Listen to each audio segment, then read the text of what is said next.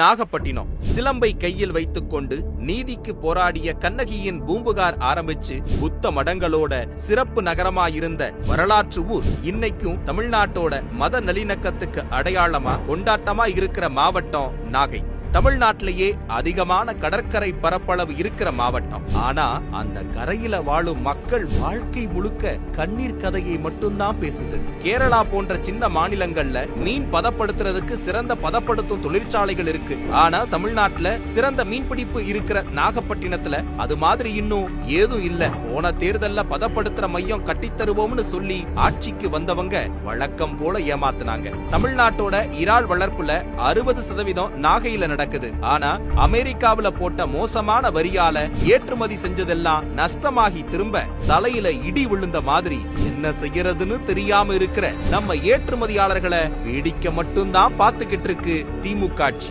இது மட்டுமா, மோசமான காலநிலை மாற்றத்தால நடக்கிற கடலரிப்பை தடுக்க சுவர் கட்டுற பணிகளை எப்போ முடிப்பாங்கன்னு மக்கள் கேக்குறாங்க. புயல் நிவாரணங்களையே இன்னும் கொடுக்காதவங்க இதுக்கு எத்தனை காலம் எடுத்துக்குவாங்கன்னு தெரியல. நாட்டுக்குள்ள இவ்வளவு பிரச்சனைய அனுபவிக்கிறதோட நின்னுருச்சா அவங்க துயரம்? இலங்கை ராணுவத்தால தொடர்ந்து தாக்கப்படுறாங்க நாகை மீனவர்கள். போன வருஷம் மட்டும் நம்ம 530 மீனவர்களை கைது செஞ்சிருக்கு இலங்கை கடற்படை. இன்னும் புதுசா சட்டங்களை போட்டு நம்ம மீனவர்களை வதச்சுக்கிட்டு இருக்க ஒன்றிய அரசுக்கு கடிதம் எழுதுறதோட போதும்னு நம்மள கை கழுவி விட்டுருச்சு மாநில அரசு.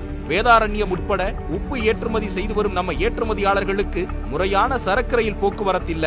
நாகை துறைமுகத்துல கடல் உணவு ஏற்றுமதி செய்யறதுல ஆளுங்கட்சி கான்ட்ராக்டர்களால ஏகப்பட்ட கெடுபிடிகள். இவை இல்லாமல் சோழர்கால கோவில்கள், வேளாங்கண்ணி மாதா ஆலயம், நாகூர் தர்கா என தமிழ் மக்களோட வழிபாட்டு சுற்றுலா தலமா இருக்கிற இந்த மாவட்டத்துக்கு அந்த சிறப்புக்கேற்ற போக்குவரத்து வசதிகளும் கட்டமைப்பு வசதிகளும் இல்ல. வேளாண் பல்கலைக்கழகம் வேண்டும், அரசு பொறியியல் கல்லூரி வேண்டும் என்ற நாகை மக்களோட கோரிக்கையை எல்லாம் காற்றில் பறக்க விட்ட திமுக அரசு அதை விட செய்த பெரிய துரோகம் ஒன்னு இருக்கு. கடந்த ஒரு வருஷத்துல மட்டும் நீட் தேர்வுனால 5 நாகை மாணவர்கள் தற்கொலை பண்ணிருக்காங்க.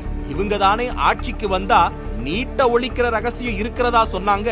இன்னும் எத்தனை நம்ம மாணவர்கள் பலியாகணும் அவங்க ரகசியத்தை பயன்படுத்த? 2011ஆம் ஆண்டு புலியை விரட்டியடித்த தமிழச்சிக்கு பிறந்த தமிழர்கள் நாங்கள் எந்த அதிகார அடக்குமுறைக்கும் அஞ்ச மாட்டோம்னு நாகப்பட்டினத்துல மீனவர்களுக்காக குரல் கொடுத்தவர் தளபதி விஜய். இன்னைக்கு நாம பாக்குற எல்லா கஷ்டத்தையும் போக்க தலைவர் விஜயா நமக்கான நம்பிக்கையா நம்ம நாகை மக்களை சந்திக்க வராரு.